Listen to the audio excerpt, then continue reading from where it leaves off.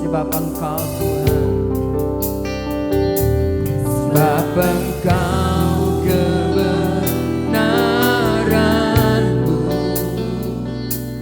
padamu ku percaya. Betapa mulianya Tuhanku, ku rindu menyatakan tinggikan dirimu, mengatasi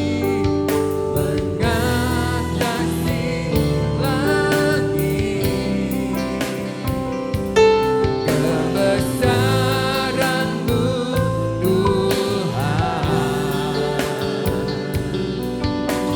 mengatasi bumi, tinggikan dirimu, mengatasi lagi kemuliaanmu Tuhan, mengatasi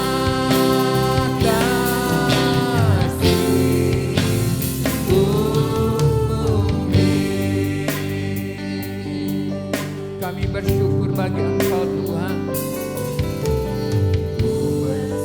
karyamu yang terbaik di dalam hidup kami Tuhan.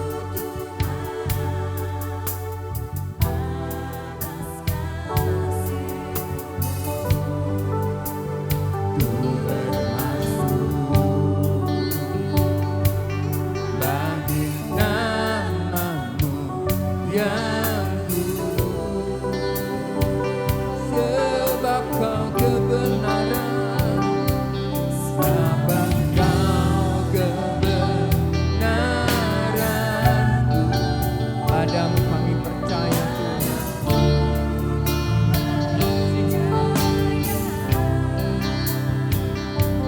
Betapa mulianya Tuhanku, ku rindu menyatakan tinggikan dirimu,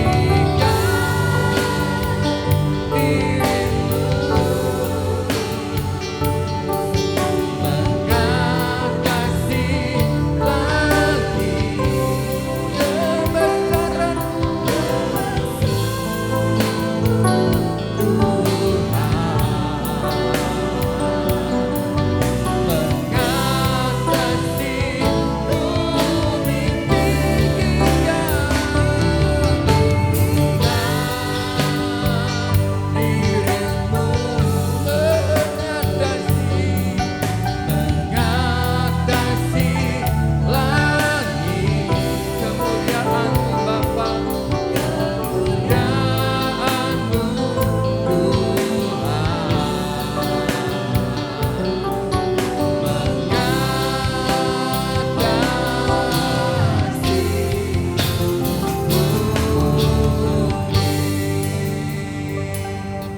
Mari jemaat, saya undang untuk bangkit berdiri.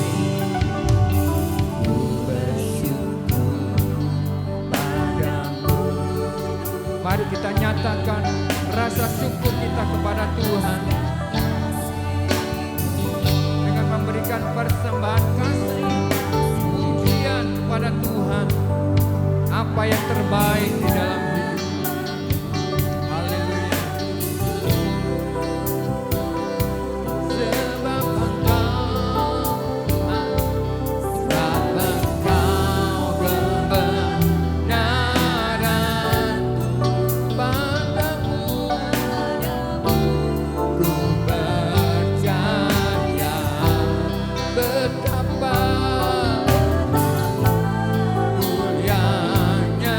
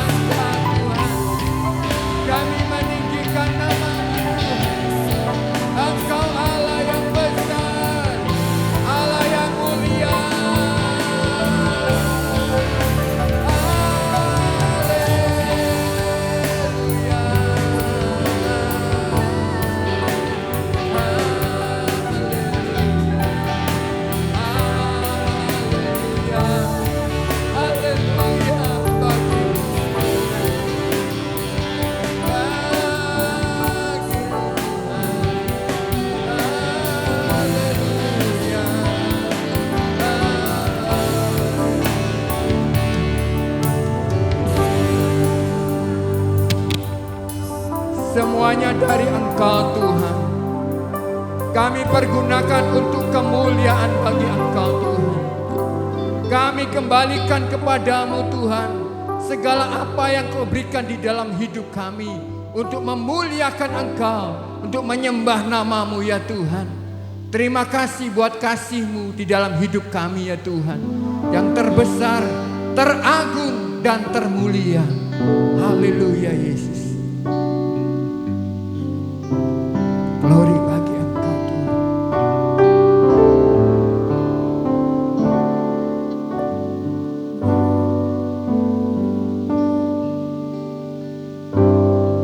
Glory.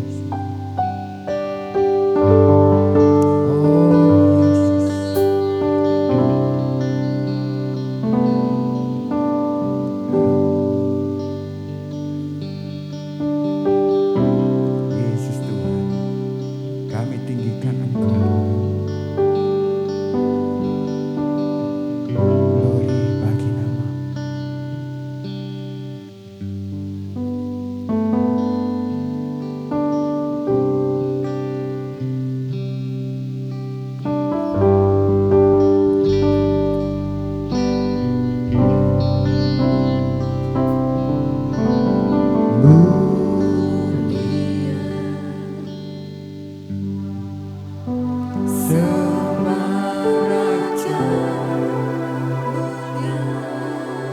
Mari kita sembah di dalam pujian Tuhan.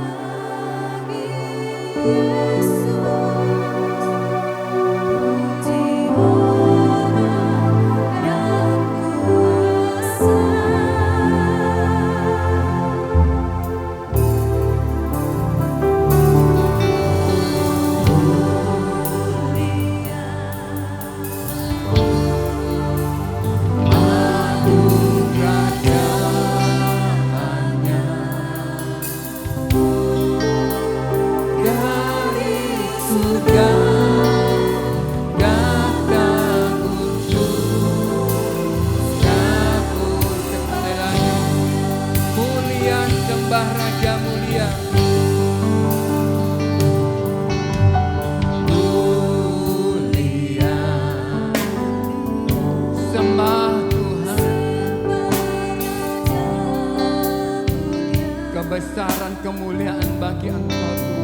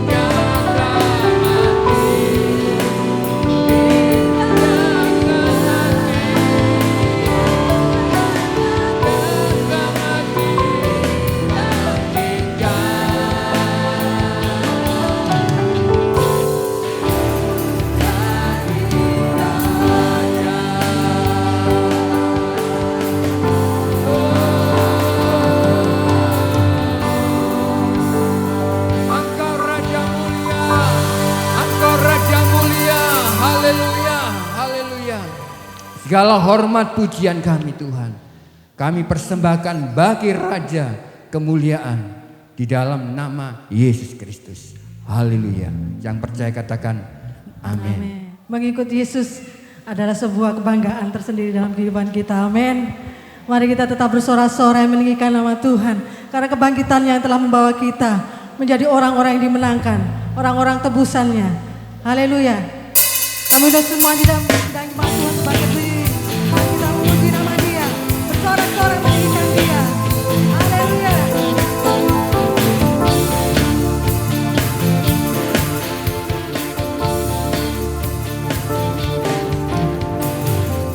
Bersyukurlah kepadanya, bawalah pujian baginya, karena ada Raja yang berkasa.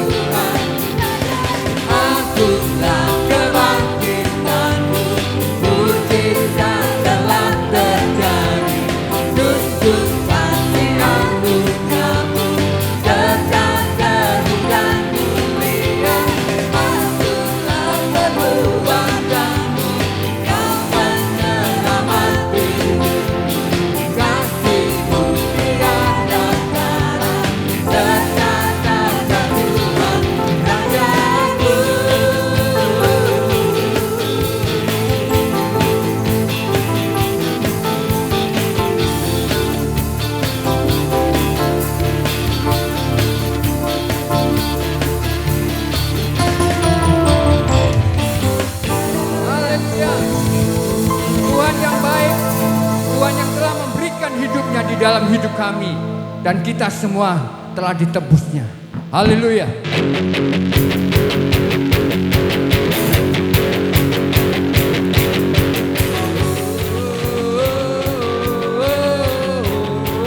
Sama-sama katakan.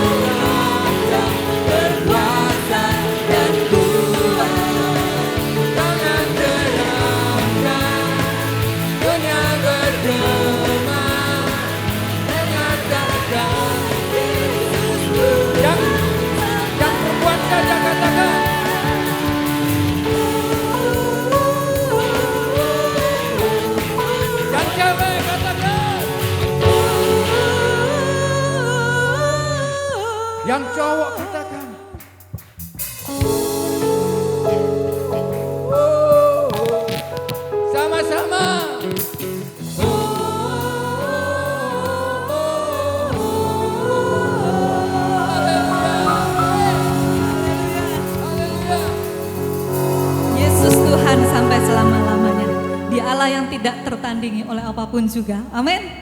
Amin. Haleluya. Mari kita katakan dengan iman.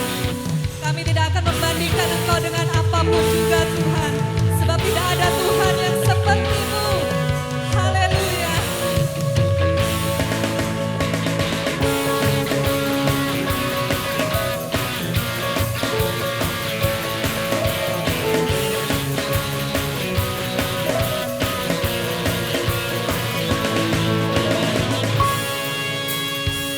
Pada siapa kau bandingkan perbuatannya yang heran? Katakan dengan iman. Tak ada, amin. Kerajaannya yang terbesar tak akan tergoyahkan. Semua musuh pun gemetar mendengar nama-Mu Tuhan. Amin. Sorak kemenangan. Sungguh tak tertandingi. Tak ada yang setara denganmu. Hanya Yesus Tuhanlah yang terhebat. Yang melebihi dari penguasa di dunia. Kerajaan-Mu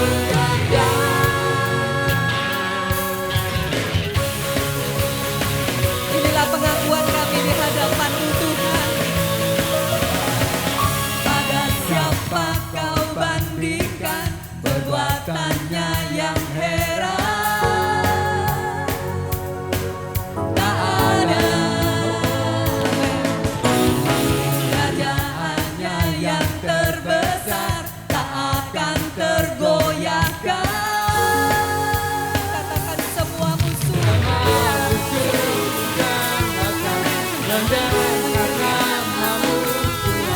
Sorak kemenangan. Sungguh tak tertandingi. Tak ada yang setara denganmu. Hanya Yesus Tuhanlah yang terhebat. Amin. Yang melebihi dari penguasa di dunia. Kerajaan-Mu kekal.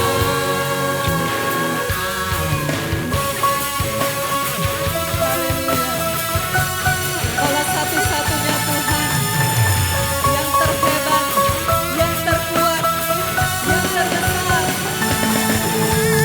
Sungguh tak tertandingi. Tak ada yang setara denganmu. Amin. Hanya Yesus yang terhebat. Yang melebihi dari penguasa di dunia. Kerajaan-Mu kekal. Sungguh tak tertandingi. Tak ada yang setara denganmu. Hanya Yesus Tuhanlah yang terhebat. Yang melebihi dari penguasa di dunia. Kerajaan-Mu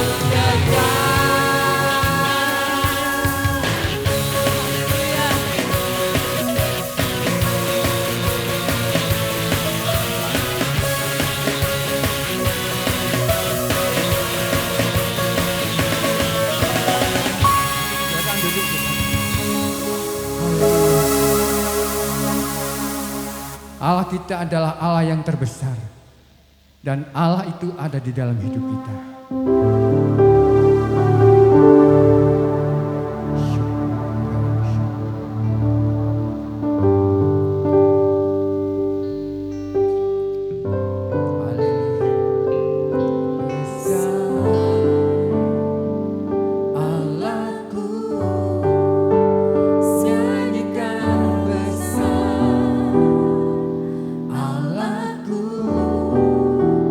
Selamanya besar.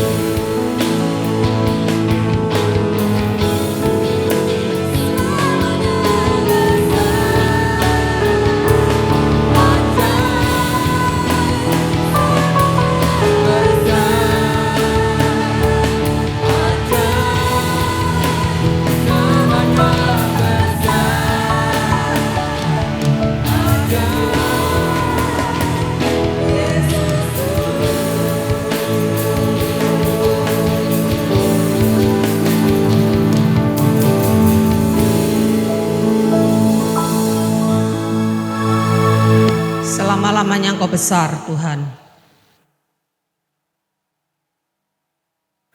Tuhan yang Maha Kuasa di atas segalanya, Tuhan atas segala Tuhan, penguasa atas segala penguasa.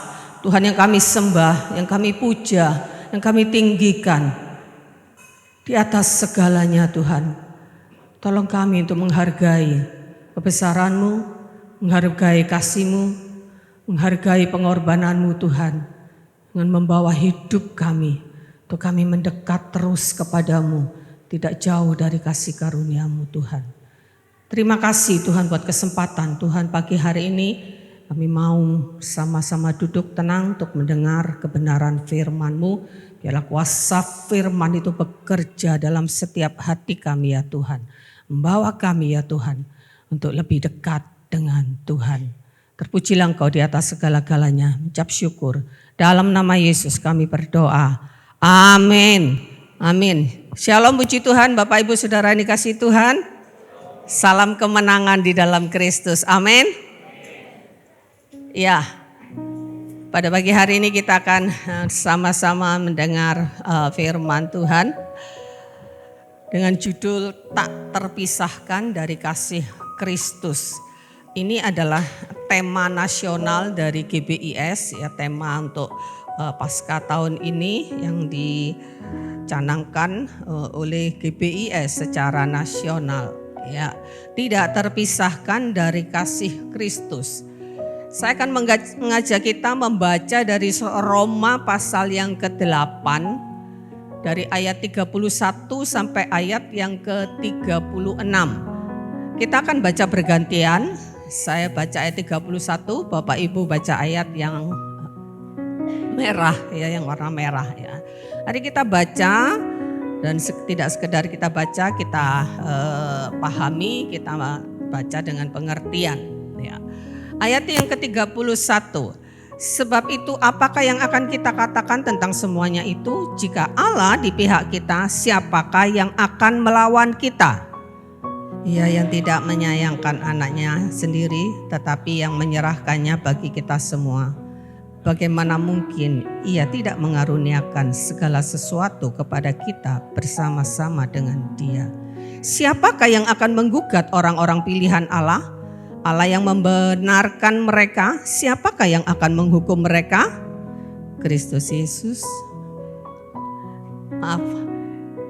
Kristus Yesus yang telah mati, lagi telah bangkit sebelah kanan Allah, yang malah menjadi pembela bagi kita. Siapakah yang akan memisahkan kita dari kasih Kristus? Penindasan atau kesesakan atau penganiayaan atau kelaparan atau ketelanjangan atau bahaya atau pedang? Seperti ada tertulis, oleh karena Engkau kami ada dalam bahaya maut sepanjang hari.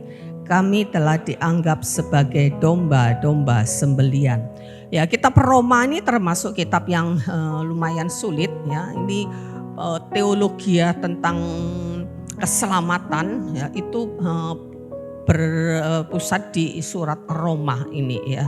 Nah, di dalam Roma pasal yang ke-8 ini kalau kita baca keseluruhan, kalau kita baca 1-2 ayat, mari kita belajar membaca. Kalau membaca Alkitab tuh paling tidak bacalah tuh 1 pasal, kalau bisa 2 pasal, 3. Karena kita tidak bisa mencopot 1 ayat keluar dari konteksnya.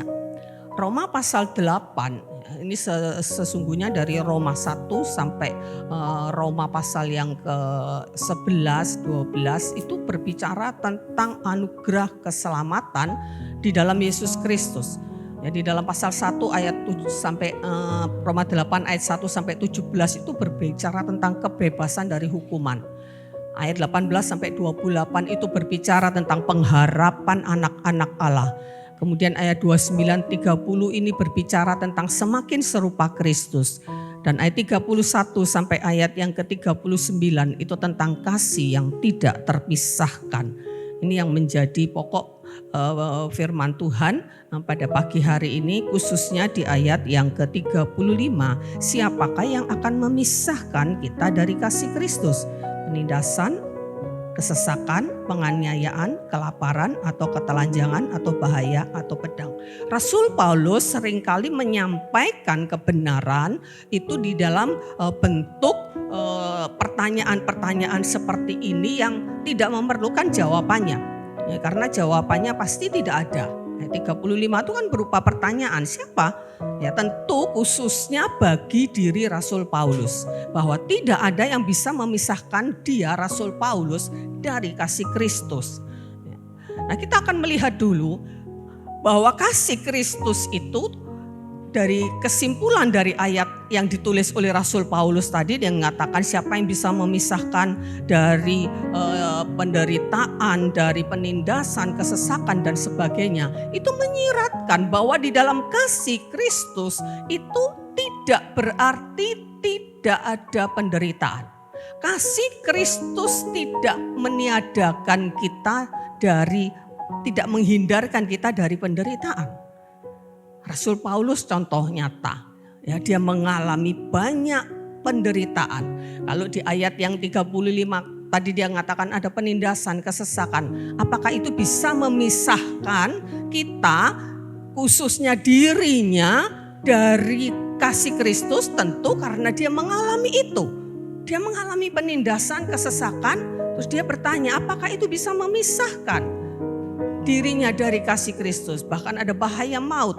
Ya, sepanjang hari, ya di surat Korintus juga dia mengatakan dia berhadapan dengan bahaya maut sepanjang hari, ada di dalam bahaya maut.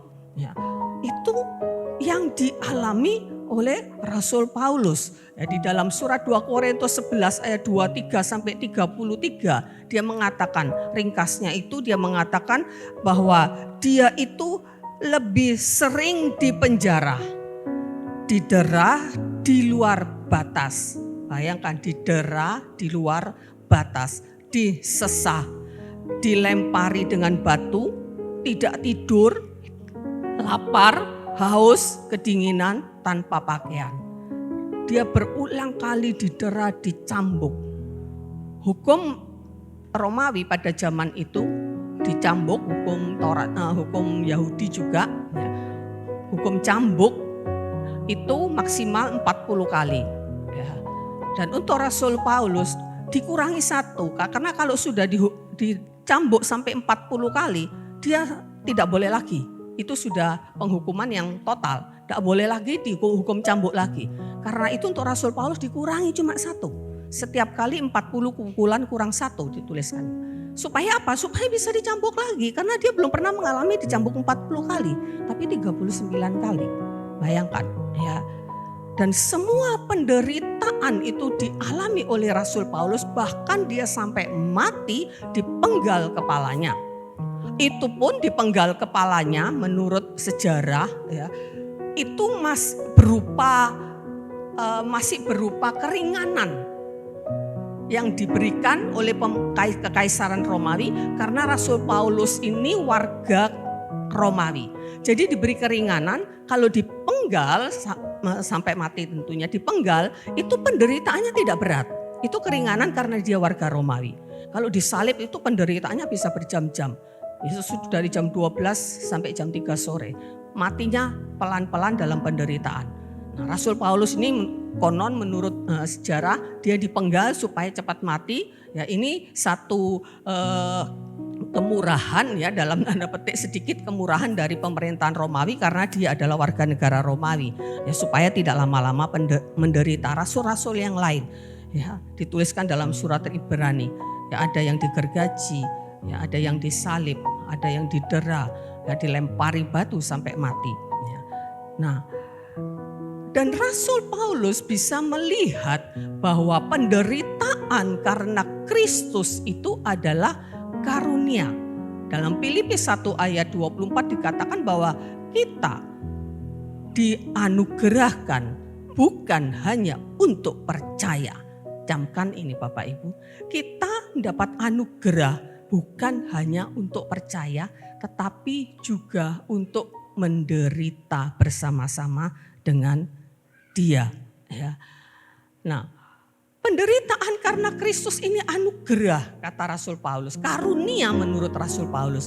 Karena itulah dia mengatakan dia lebih senang dan rela dalam kelemahan, dalam siksaan, di dalam kesukaran. Dalam 2 Korintus 12 ayat yang ke-9. Kita baca sama-sama ayat ini, Bapak Ibu baca yang ayat ke-10 ya.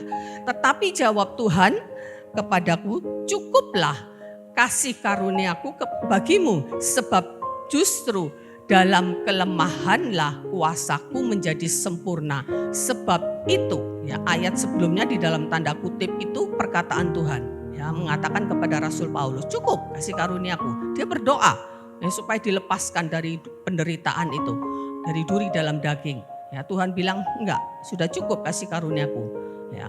Nah, karena Tuhan berkata itu, Rasul Paulus mengatakan sebab itu terlebih suka aku bermegah atas kelemahanku supaya kuasa Kristus terus turun menaungi aku. Ayat 10 kita baca bersama-sama.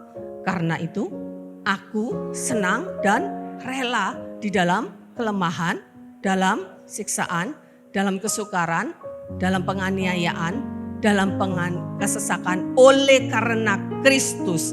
Sebab jika aku lemah, maka aku kuat. Bapak Ibu bisa merenungkan ayat ini. Apakah Bapak Ibu bisa berkata seperti itu? Aku senang dalam kelemahan, aku senang dalam siksaan. Gak mudah. Gak mudah, tapi sesungguhnya itu bukan hanya bagian Rasul Paulus. Bagian setiap kita orang-orang percaya. Bagian kita setiap orang-orang percaya. Ya. Karena itu bagaimana dengan kita? Bagaimana dengan kita? Jangan kita percaya opini-opini, slogan-slogan atau jargon-jargon yang mengatakan bahwa orang Kristen itu pasti menang. Ya, pasti tidak ada masalah. Pasti berhasil, pasti sukses. Karena kita punya Tuhan yang hebat, Tuhan yang maha kuasa. Kita pasti tidak akan mengalami yang namanya kelemahan, kekalahan, kerugian, bangkrut, sakit, penyakit. Jangan percaya opini-opini seperti itu. Karena fakta di dalam Alkitab mengatakan bahwa penderitaan karena Kristus itu adalah bagian orang percaya. Dalam 1 Petrus 4 ayat yang ke-1 dikatakan karena Kristus telah menderita, maka kita orang-orang percaya harus mempersenjatai diri kita dengan pikiran seperti itu. Jadi yang ada di pikiran kita jangan berpikir bahwa kita pasti tidak akan mengalami masalah. Setiap ada masalah, Tuhan Maha Kuasa dalam nama Yesus semua masalah beres. Buktinya ya, udah banyak kan sakit, doa juga tidak dijawab Tuhan. Ya, mengalami masalah Tuhan tidak jawab sesuai keinginan kita ya, sesuai keinginan kita. Ya, fakta begitu. Rasul-rasul menderita. Ya, bapak-bapak gereja ya, sesudah zaman rasul-rasul mengalami penderitaan. Pada zaman Kaisar Nero ada berapa banyak orang Kristen yang dibunuh. Ada banyak penderitaan yang dialami. Rasul Paulus mengatakan kok ya, bahwa sengsara dan kesesakan, penderitaan ya, itu dia alami dan dia rela dan senang. Nah, ini yang luar biasa ya. Saya yakin kita tidak senang dengan penderitaan. Ya, saya juga ya, saya orang yang masih termasuk orang yang lemah ya, gampang khawatir gitu ya dengan segala pergumulan masalah gitu ya. Jangankan masalah diri sendiri ya, kadang masalah jemaat juga itu kadang terbawa kepikiran gitu ya. Nah, ini bagian orang percaya. Ya, sekali lagi surat Filipi tadi mengatakan bahwa kita dianugerahi bukan hanya untuk percaya, tapi juga untuk menderita untuk Dia. Ya. Jadi kita tidak perlu menjadi hebat, ya, berkemenangan. Ya. Doa pasti dijawab Tuhan. Ya. Kita tidak perlu kita tidak perlu menjadi hebat untuk menunjukkan kehebatan Tuhan. Ya. Justru dalam kelemahanlah, kata Rasul Paulus, kuasa Tuhan itu menjadi sempurna di dalam Dia. Ya. Bagaimana kita mengalami kuasa Tuhan nyata dalam hidup kita kalau kita tidak pernah mengalami kelemahan. Justru dalam kelemahan Tuhan memberikan kekuatan. Ya. Bukan berarti penderitaan itu lepas. Ya. Kalau Yesus berkata, mari kepadaku semua yang letih, lesu, berbeban berat. Ya. Tuhan tidak mengatakan nanti masalahmu, beban beratmu akan dilepaskan. Tidak. Ya. Yesus mengatakan, mari kepadaku semua yang letih, lesu, berbeban berat. Aku akan memberikan kelegaan. Seperti Rasul Paulus, aku rela. Ya, aku senang dalam masalah, dalam penderitaan. Sedangkan Paulus sendiri mengalami itu. Ya, dia mengalami berbagai-bagai penderitaan itu. Ya, dia mengatakan dia berapa kali dia mengalami di penjara. Seringkali katakan, lebih sering di penjara, didera di luar batas. Ya, penderitaan yang luar biasa. Ya, nah bagaimana dengan kita? Ya, tidak semua orang memang mendapat karunia untuk menjadi martir, mati syahid bagi Tuhan. Memang tidak semua itu karunia. Ya. Karena itu di dalam kitab Wahyu, ya, darah martir-martir yang mati bagi Kristus itu Tuhan hargai. Kalau mereka berteriak, balas Tuhan, Tuhan akan balas. Ya. Itu Tuhan menghargai darah martir-martir yang mati bagi Tuhan itu. Ada berapa banyak? Ya. Pada zaman gereja mula-mula mengalami banyak penganiayaan. Bapak Ibu Saudara yang dikasihi Tuhan, itu adalah bagian dari pengiringan kita kepada Tuhan. Ya, jadi kasih Kristus tidak menghindarkan kita dari penderitaan. Yesus mati, ya, menderita, ya.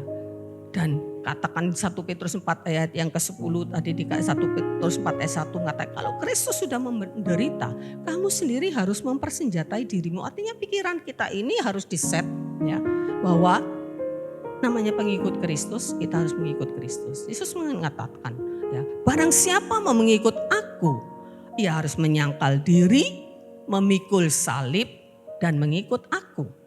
Salib ini tidak hanya berbicara soal penderitaan karena Kristus, tapi salib ini berbicara tentang alat kematian.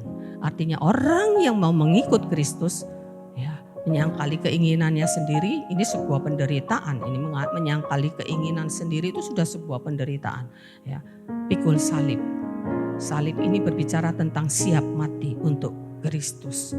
Harus siap mati untuk Kristus. Ya. Tapi jangan khawatir Bapak Ibu, Tuhan pasti kasih kekuatan. Tuhan akan memberikan kelegaan. Ya, pada siapa yang datang kepada Yesus Kristus, aku akan memberikan kelegaan. Artinya dengan kelegaan. Buktinya martir-martir Tuhan itu. Stefanus itu dilempari batu sampai mati. Ya, betapa besar penderitaannya, tapi dia kuat. Ya, Yesus bisa menanggung di atas kayu salib. Ya, itu bukan tidak menderita. Dia menderita, tapi dia tidak pernah berteriak karena penderitaannya. Ya, ketika dia dipaku, dia tidak berteriak-teriak. Dia hanya berteriak di salib itu ketika dia mengatakan, Allahku, dia mengatakan itu berseru sambil berteriak, Allahku, Allahku, mengapa engkau meninggalkan aku? Ya. Ini penderitaan terberat Yesus. Karena kesatuannya, karena covenant, perjanjian, ada ikatan antara Yesus dengan Allah. Dan itu kalau dipisahkan itu sangat menyakitkan. Ya. Itu yang paling menderita bagi Yesus. Tapi penderitaan tubuh, dia menderita karena dia 100% manusia. Dipaku pasti salib, pasti sakit, ya. Tapi dia relakan semuanya itu, ya. Nah, itu bagian yang pertama, Bapak Ibu, dari ayat yang kita baca tadi, ketika Rasul Paulus mengatakan, siapa yang bisa memisahkan kita dari kasih Kristus, ya, atau penindasan, kesesakan dan sebagainya? Jawabannya pasti tidak, ya. Bagi Rasul Paulus, ya, entah bagi kita, ya. Nah, sekarang kita menginjak bagian yang kedua tentang tidak terpisahkan dari kasih Kristus. Ya, ini menjadi pokok pembicaraan kita. Pisah, ya, namanya kata terpisah atau terpisah itu pasti ada dua pihak. Kalau satu pihak tidak mungkin terpisah. Ya. Dalam hal ini adalah Kristus, ya, dengan kasih Kristus atau Allah dengan orang-orang pilihannya. Ya. Ada dua pihak. Ya. Kita melihat dari pihak Allah. Ya. Dari pihak Allah, ya, Tidak ada yang bisa memisahkan kita dari kasih Kristus, dari pihak Allah. Allah tidak pernah akan memisahkan dirinya dari anak-anaknya. Nah, karena itu adalah konsekuensi logis dari rencana kekal Allah. Allah tuh punya rencana kekal. Ya, di dalam ayat tidak kita baca tadi ya, di ayat sebelumnya, di ayat 29 sampai ayat yang ke-30 itu dikatakan bahwa sebab semua orang yang dipilihnya dari semula, mereka juga ditentukannya dari semula untuk menjadi serupa dengan gambaran anaknya, supaya anaknya itu menjadi yang sulung di antara banyak saudara. Dan mereka yang ditentukannya dari semula, mereka itu juga dipanggilnya dari semula. Mereka yang dipanggilnya, mereka itu juga dibenarkannya. Dan mereka yang dibenarkannya itu juga dimuliakannya. Jadi ini rencana kekal Allah. Dari semula itu berbicara tentang kekekalan. Dari kekekalan, dipilih, ditentukan, dipanggil, dibenarkan, dimuliakan. Itu rencana dari semula, ya. Surat Yohanes, Yesus juga mengatakan ketika dia mengatakan bahwa aku ini gembala yang baik, ya, bahwa umat Tuhan itu adalah domba-dombanya. Tidak ada satu pun yang bisa memisahkan domba-domba itu dari tangan gembala. Yesus menjamin tidak ada yang bisa merampas mereka dari tanganku. Berarti kita tidak terpisahkan dari kasih Tuhan, ya. Bahkan dari tangan Allah. Jadi ada dua tangan, tangan Kristus dan tangan Allah yang menjamin bahwa domba-domba itu tidak akan ada yang bisa merebut dari tangan gembala itu, gembala agung kita. Ini rencana kekal Allah. Jadi Allah tidak akan pernah memisahkan diri, ya, dari anak-anaknya. Karena Allah tidak mungkin meninggalkan manusia, memisahkan diri dari manusia. Ini sudah dia tebus dengan harga yang sangat mahal. Dan bahkan kita dengar Jumat kemarin bahwa Roh Allah itu berdiam di dalam kita. Ketika kita dilahirkan kembali, ya, Roh Kudus dimeteraikan dan tubuhmu adalah bait Allah. Tubuhmu adalah bait Roh Kudus. Bahkan Allah mau berdiam. Tidak cuma dekat sesungguhnya, tapi Allah mau berdiam. Ya. Tentu di dalam konsep tentang kedekatan, ya, tentang kedekatan di dalam kedekatan kita dengan Tuhan, ya, bisa jadi ya mereka memang Tuhan itu ada di dalam kita, tetapi Tuhan juga bisa memimpin, menyertai, ya, seperti gembala yang membimbing domba-dombanya, ya. Gembala kan tidak ada di dalam dombanya, enggak, ya. Di dalam konteks seperti itu, ya, Tuhan itu bisa berada di samping kita, ya. Nah, itu ada pemazmur yang mengatakan kiri kananku ada Tuhan.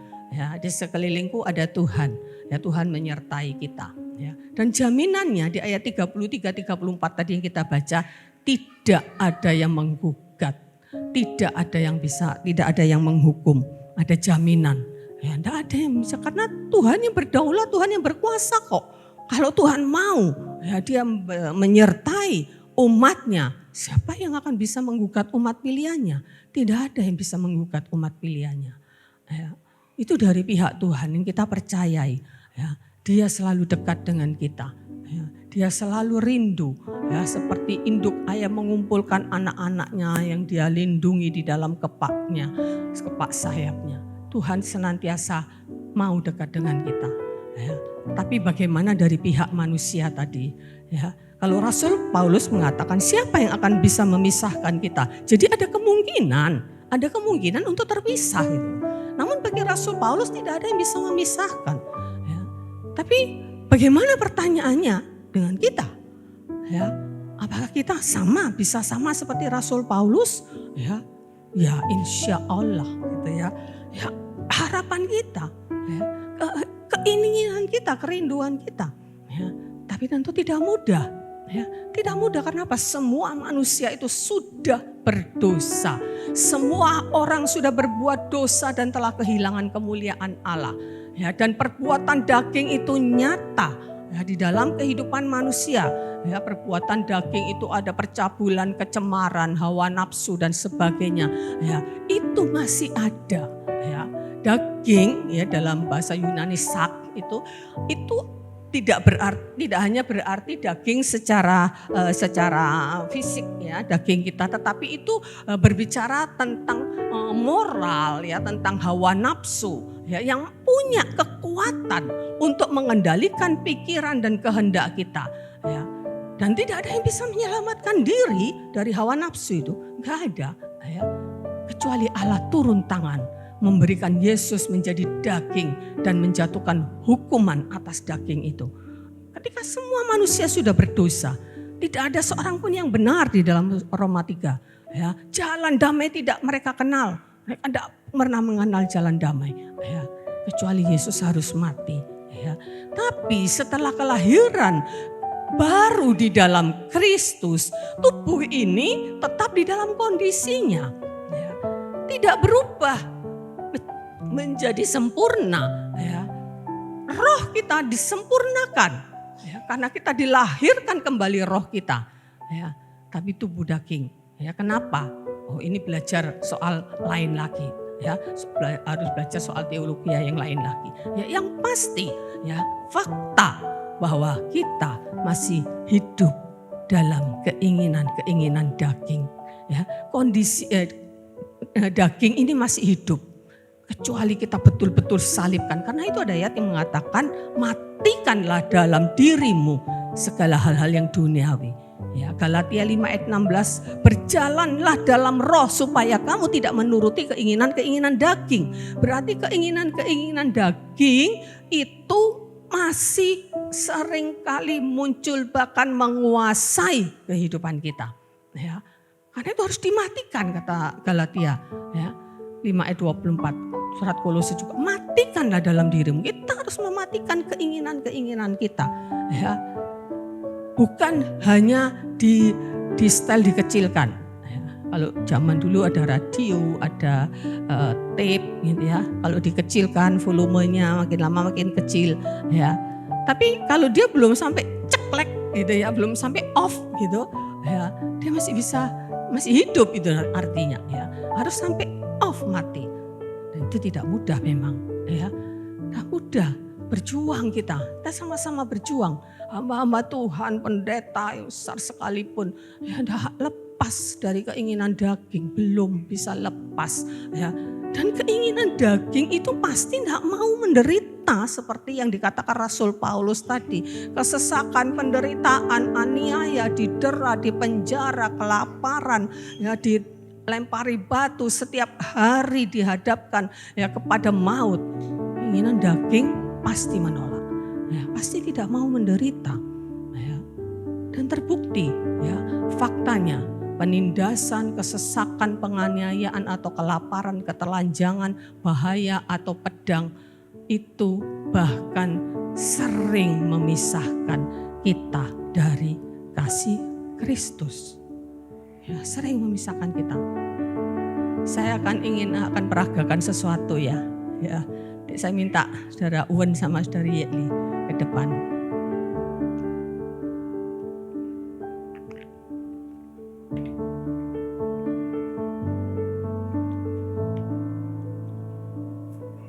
Ya, depan sini. Ini Kristus. Kristus versi keraksaan. Ya, ini umatnya. Ya, umatnya itu harusnya dekat. Ya, karena Tuhan itu pasti selalu dekat. Ya, bahkan ada di dalam hati. Adakah dia di hatimu? Ya, nih dalam keadaan aman-aman gitu ya. Dan keadaan aman-aman dia dekat dengan Tuhan. Ya. Tapi bagaimana ketika ya, seperti yang katakan oleh Rasul Paulus tadi. Ada apa?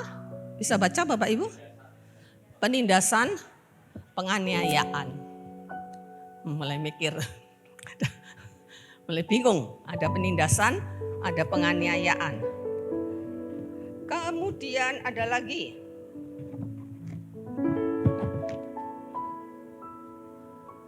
Bisa baca? Lapar. Biasanya orang lapar tuh panik loh Bapak Ibu. Ya, bukan kalau kelaparan ini kan jangka panjang ya. Lapar sekali saja siang tok lapar aja ada panik. Benar enggak? Benar ya Jen ya? Oh parah. Kelaparan. Wah, kalau ketelanjangan ini kayaknya nggak sampai segitunya ya. Ketelanjangan, tapi ya dalam arti kemiskinan lah. Ya, artinya ada sampai nggak punya baju gitu. Mulai bingung, pusing dia, mulai jauh.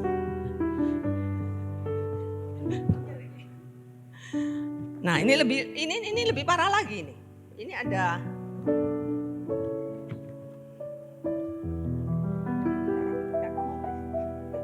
tidak kuat sudah dia. Ada apa? Ada bahaya, ada pedang. Kurang. Itu sudah kalau masih kuat itu luar biasa. Ada bahaya, ada pedang, ada penganiayaan. Ya.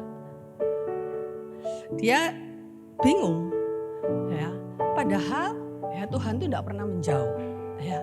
Tuhan itu tidak pernah menjauh. Dia bingung ya dengan semuanya itu. Bahkan mungkin sampai terpuruk dia. Sudah tidak ingat, tidak kepikir Tuhan lagi. Ya, tidak kepikir, sudah rasanya itu pikirannya sudah tidak fokus ke Tuhan. Tidak seperti Rasul Paulus. Tuhan ya dalam kelemahan kuasamu menjadi sempurna. Aku rela, aku senang. Tidak rela ini. Benar nggak rela dia. Ya, itu manusiawi. Ya, manusiawi. Tapi Tuhan itu baik. Ya, Tuhan itu baik. Ya, Tuhan itu tidak pernah jauh. Ya, Tuhan bisa melepaskan. Tuhan bisa kan mencabut penderitaan? Bisa coba cabut penderitaannya? Coba dilepas. Loh. Tuhan itu selalu dekat. Nah, Tuhan bisa melepaskan. Tapi sekali lagi jangan kita mempersenjatai dengan pikiran bahwa Tuhan pasti. Ya. Ini hanya sekedar ilustrasi ya, bahwa Tuhan itu dekat. Tuhan bisa melepaskan semuanya itu. Bebas sekarang. Senang. Wah, malah sama Tuhan diberkati ya. Hidupnya mungkin bisa mengalami perubahan yang luar biasa, perubahan total ini sekarang. Oh, dia sudah lepas dari semuanya. Wah, dia senang sekali. Ya, kemudian dia mulai apa? Ya, mulai menikmati kenikmatan hidup. Ya, senang. Healing. Kuliner. Menikmati, belanja. Ya. Karena diberkati sama Tuhan dengan apa? Nih. Diberkati. Ada kekuasaan, mungkin dia naik pangkat jabatannya, ya. Mulai sibuk dia, sibuk ya, sibuk sendiri. Makin jauh dia dari Tuhan. Ya. Ditambah lagi masih ada apa? Nih, masih banyak nih keinginan dagingnya. Wah, banyak sekali keinginan dagingnya. Loh, makin jauh. Seperti anak terhilang tuh. Ya, begitu dia mendapatkan harta, ya, menghilang dari bapaknya. Ya. Jadi bukan hanya penderitaan yang bisa menjauhkan orang. Ya, kadang-kadang tengah-tengah penderitaan itu sebetulnya Tuhan itu nggak jauh. Cuma dia merasa jauh karena apa? Karena doanya kok tidak dijawab-jawab Tuhan. Penderitaanku kok tidak dilepas-lepaskan. Di kemana engkau Tuhan? Ya, aku sakit, doa sudah sekian tahun kok tidak dijawab. Ya, kemana engkau Tuhan? Padahal Tuhan itu nggak kemana-mana. Ya, Tuhan itu nggak kemana-mana. Tuhan itu dekat. Padahal Tuhan itu tetap memberkati. Ya, penderitaan. Tetapi tidak hanya penderitaan.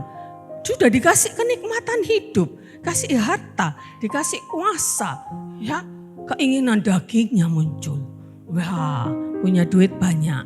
Ya, tetapi Bapak Ibu Saudara yang dikasihi Tuhan, ya, kabar baiknya. Kasih Allah itu mencari. Allah itu mencari. Dicari sama Tuhan. Dicari sama Tuhan. Dicari sama Tuhan. Tuhan itu mencari. Ya udah bawa pulang. Dicari sama Tuhan. Ya udah bersama Tuhan terus ya. Lepaskan semua itu udah. Nah dilepas. Nah terus bersama Tuhan terus ya. Udah jangan pisah-pisah lagi. Nah ya jadi selain penindasan ada banyak hal yang bisa membuat manusia itu jauh dari Tuhan. Ya, lebih tepatnya kita merasa Tuhan itu jauh. Ya itu tadi karena apa? Persoalan tidak selesai-selesai, doa kok nggak dijawab-jawab. Kemana Tuhan? Ya di mana engkau Tuhan?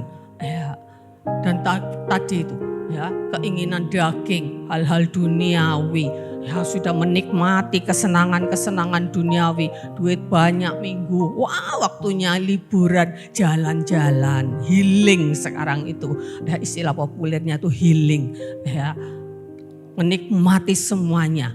Ya di dalam 1 Yohanes 2 ayat 15, ya keinginan daging, keinginan mata, keangkuhan hidup itu datangnya bukan dari Tuhan. Apa enggak boleh menikmati? Silahkan menikmati, tapi jangan dikuasai oleh keinginan.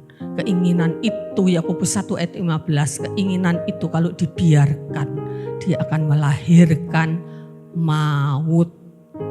Ya, keinginan itu yang mencobai kita.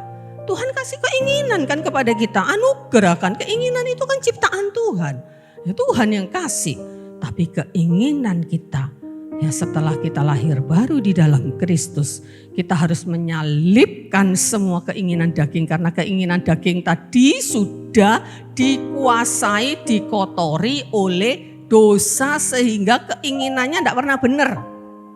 Kalau keinginan orang benar itu pasti mendatangkan kebahagiaan semata-mata, kata Amsal. Ya, tapi keinginan daging, percabulan, kenajisan, hawa nafsu, keserakahan, penyembahan berhala, itu keinginan daging yang nyata di dalam kehidupan manusia sekarang ini. Itu harus disalibkan. Kristus sudah menyalibkan itu dan keinginan kita mari kita ikut salibkan bersama-sama dengan Dia. Ya, karena keinginan daging itu adalah maut. Ya, tapi keinginan roh adalah hidup dan damai sejahtera. Jadi perhatikan dengan keinginanmu Bapak Ibu Saudara yang lihat. Ya, keinginanmu bisa menjauhkan engkau. Ya, keinginanmu bisa engkau melupakan jam-jam doa. Ya, aduh lapar. Ya, waktunya doa, waktunya ibadah. Waduh lebih baik jalan-jalan saja menikmati. Ya, sebab keinginan daging itu perseteruan terhadap Allah. Karena ia tidak takluk kepada hukum Allah. Ingat keinginan kita, keinginan daging kita ya. Itu tidak takluk kepada hukum Allah. Ya. Mungkin memang baginya karena sudah dikuasai oleh dosa. Ya, dan itu masih hidup di dalam kita. Ya, karena itu mari ya, kita ya, menguasai diri kita. Jangan jauh dari Tuhan. Apapun yang kau alami, kau sedang sukses, kau sedang mengalami banyak berkat dari Tuhan. Ya, mengalami pekerjaan berhasil, mengalami segala yang Tuhan berkati. Tetap jangan jauh dari Tuhan karena Dia tidak pernah menjauh dari kita. Tidak ada yang bisa memisahkan kita. Ya, tidak ada yang bisa memisahkan kita. Jadi kalau toh engkau mengalami penderitaan, ya, tidak akan memisahkan engkau dari kasih Kristus. Kristus akan tetap merangkul engkau. Ya, itu kabar baiknya. Ya, karena di dalam Injil Lukas pasal 19 ayat yang ke-10 mengatakan anak manusia datang untuk mencari dan menyelamatkan yang hilang. Tuhan akan cari Bapak Ibu. Jadi kalau Bapak Ibu jauh dari Tuhan, Tuhan tuh pasti akan cari. Ya, Tuhan tuh pasti akan cari. Ya, kalau tidak mau kembali, Tuhan akan tegur. Ya, disuruh balik, Tuhan ayo datang. Tuhan ingatkan, ayo ibadah. Ya, gak datang-datang Allah akan menegur, mendisiplin, menghajar. Ya, Ibrani 12 ayat 5. Dan sudah lupakah kamu ya akan nasihat yang berbicara kepada kamu seperti kepada anak-anak? Hai anakku, jangan anggap enteng didikan Tuhan, jangan putus asa apabila engkau diperingatkannya. Karena Tuhan menghajar orang yang dikasihinya dan Ia menyesah orang yang diakuinya sebagai anak. Kalau terlalu jauh ya, dicari sama Tuhan, disuruh balik. Nanti seperti anak bungsu itu sampai mau makan makanan babi saja ndak dapat. Ya, dia akan mengalami hajaran Tuhan. Ya, habis semua teman-temannya yang dulu ketika dia baru keluar dari rumah bapaknya bawa harta banyak temannya. Tapi ketika dia sudah menderita tidak ada satupun. Ya, dia bisa bekerja di kandang babi sampai mau makan makanannya babi aja tidak dikasih. Ya, baru itu dia ingat ke rumah bapak, kembali ke rumah bapak. Ya, jadi jangan sampai kita seperti itu. Jangan jauh-jauh dari Tuhan. Karena kasih Tuhan itu akan menarik dengan kasihnya. Ya, dengan kasihnya Tuhan itu akan menarik. Tegurannya, hajarannya itu adalah bentuk kasih Tuhan. Ya, tapi kalau kita selalu dekat dengan Tuhan, ya, Tuhan itu tidak perlu menegur, menghajar sampai mendisiplin kita. Ya, karena itu Bapak Ibu, mari ya kita membawa hidup kita dekat dengan Tuhan. Tuhan sudah mengorbankan kasihnya yang terbesar untuk kita. Ya, tidak ada kasih yang lebih besar daripada kasih Allah ya, yang menyelamatkan hidup kita. Jangan jauh dari Tuhan. Ya, Tuhan sudah mati untuk menjadikan kita anak-anaknya. Ya, dan orang tua itu selalu dekat dengan anak. Kalau kita sebagai orang tua punya anak yang bandel, punya anak yang nakal, bagaimana perasaan kita? Ya. Demikian juga dengan Tuhan. Ya. Apalagi kalau sampai kita memberontak, sampai kita lupa sama Tuhan, gak pernah datang sama Tuhan, gak pernah dekat sama Tuhan, gak pernah nyapa Bapak, gak pernah berdoa, gak pernah beribadah. Ya. Tuhan sedih. Ya. Karena dia harus mati untuk menebus kita, untuk membuka tirai. Ya, itu untuk membuka jalan bagi kita untuk kita bisa datang kepadanya. Kita punya akses ya kepada Bapa ya karena pengorbanan Kristus. Amin. Mari pemain musik PL Singer kita nyanyikan pujian Yesus kau kebenaran yang menyelamatkanku. Tidak ada yang bisa memisahkan kita. Dunia tidak bisa memisahkan kita dari kasih Tuhan. Jadi jangan ada apapun yang ada di dunia ini. Entah itu penderitaan, entah itu kesenangan, entah itu kenikmatan hidup. Jangan ada yang bisa memisahkan kita dari kasih Tuhan.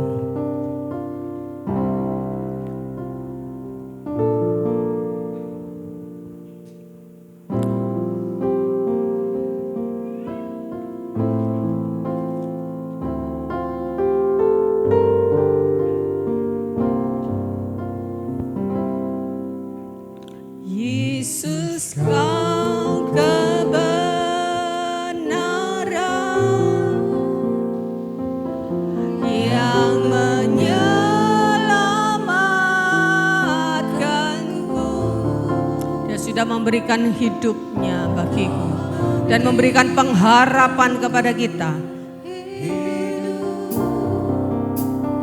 dan pengharapan.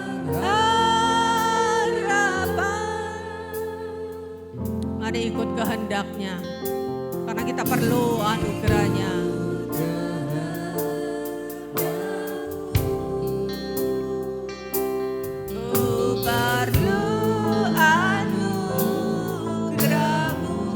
Nyatakan janjimu kepadanya.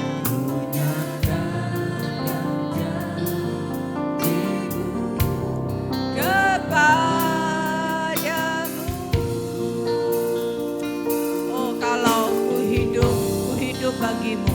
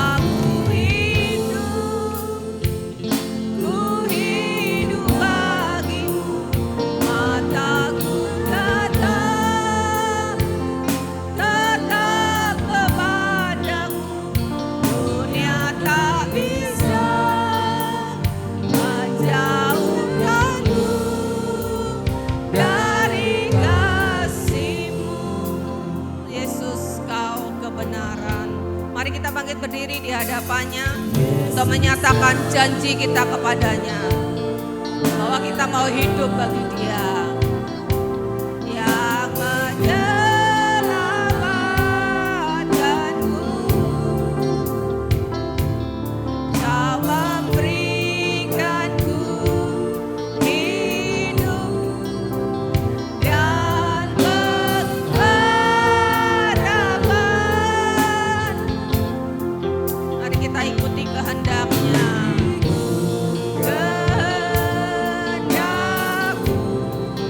Kita perlu anugerahnya.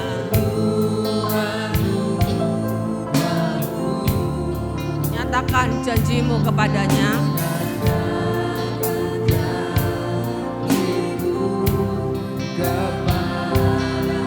Dengan segenap hati katakan, Tuhan, kalau aku hidup, aku akan hidup bagimu.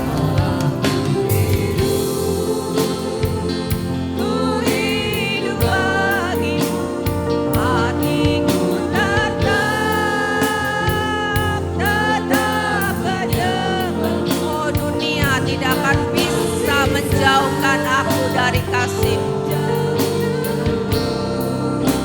dari kasih-Mu.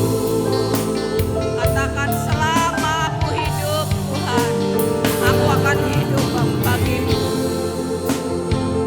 Ku hidup bagi-Mu, mataku tetap memandang-Mu. Dunia tak bisa menjauhkanku dari kasih-Mu. Kalau ku hidup, aku akan hidup bagi-Mu.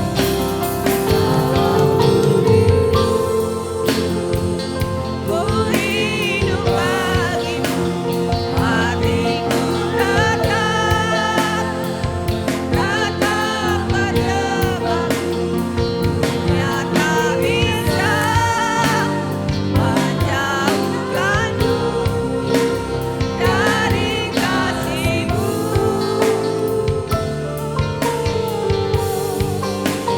Selama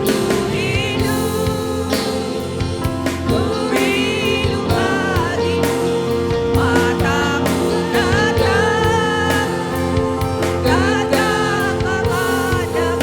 Dunia tak bisa menjauhkanku dari kasih-Mu. Percayalah, apapun yang Bapak Ibu Saudara hadapi saat ini, mungkin sedang dalam masalah, mungkin sedang dalam kesesakan, mungkin sedang dalam pergumulan. Apapun itu pergumulanmu, percayalah, Kristus tidak pernah jauh darimu. Dia selalu dekat dengan kau dan Dia akan selalu memberikan kelegaan. Dia tidak berjanji akan melepaskan, menjawab doa seperti yang kau ingini, tapi Dia berjanji untuk memberikan kelegaan. Damai sejahteranya Dia tinggalkan bagimu. Kau akan menjalani hari-hari hidupmu selama di dunia. Dunia memang tidak bisa kita andalkan. Dunia ini tempatnya kesusahan, tempatnya penderitaan, tempatnya masalah, tempatnya penyakit. Kita tidak bisa menghindar. Tapi damai sejahtera Tuhan akan tinggal di dalam hati kita. Karena Yesus berkata, damai sejahteraku kutinggalkan bagimu. Dan apa yang aku tinggalkan bagimu, damai sejahteraku tidak seperti yang dunia berikan. Itu cukup bagi kita. Karena itu mari kita hidup bagi Dia. Kalau ku hidup bagimu.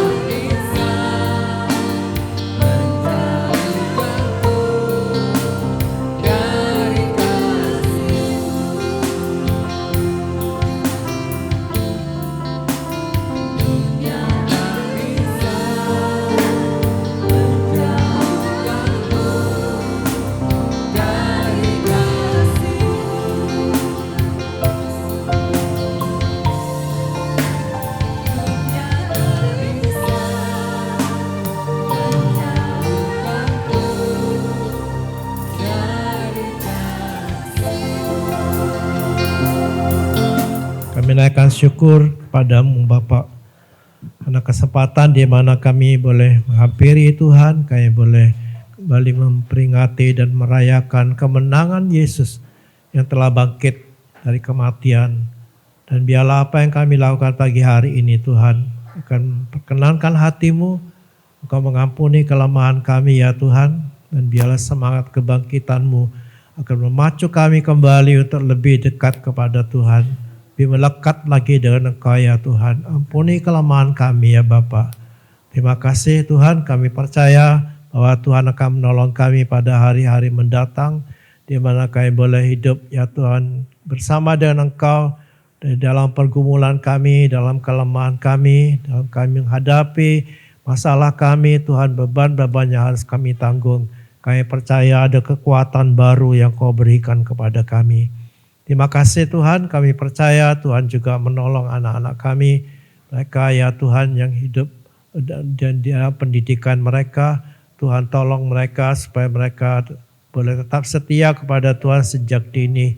Tuhan berkati sekolah di mana mereka bersekolah. Kami percaya juga akan memberkati Sekolah Bintang Harapan untuk terus menjadi berkat ya Bapak.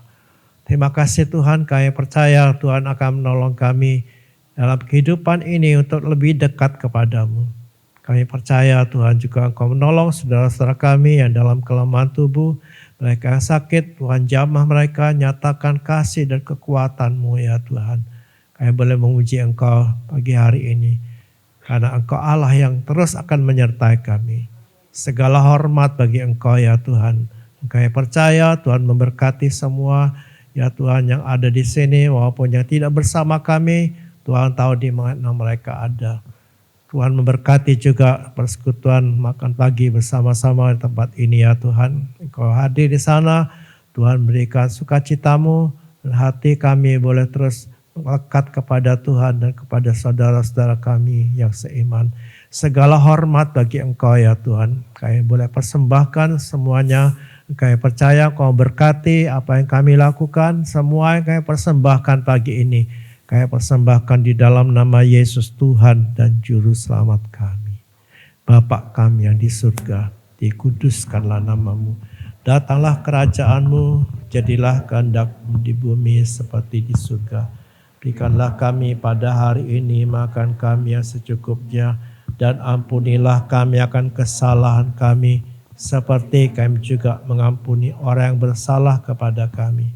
Dan jangan bawa kami ke dalam pencobaan, tetapi lepaskanlah kami daripada yang jahat, karena Engkau-lah yang punya kerajaan, kuasa, dan kemuliaan sampai selama-lamanya. Amin. Kita akan memberkati Indonesia, kata-kata iman kita. Di dalam nama Tuhan Yesus Kristus, diberkatilah Indonesia. Diberkatilah dengan keselamatan. Diberkatilah dengan kedamaian. Diberkatilah dengan keamanan. Diberkatilah dengan kemakmuran. Diberkatilah dengan kesehatan. Diberkatilah presiden dan pemimpin di daerah-daerah. Diberkatilah Kabupaten Probolinggo. Diberkatilah orang-orang percaya di Kabupaten Probolinggo. Amin. Sekarang saudara-saudara dikasihi Tuhan, turunlah atasmu semua berkat dari Allah Bapa itu. Akan melimpah dalam hidupmu segala yang baik dan kekuatan baru terus menyertai engkau. Yesus Kristus dengan damai sejahteranya terus mengawali hati dan pikiranmu. Apapun yang kau akan hadapi, kau akan kuat dan cakap menanggungnya. Roh Kudus menuntun, mengurapi, memakai saudara sekalian menjadi berkat bagi banyak orang. Dalam nama Tuhan Yesus Kristus. Amin.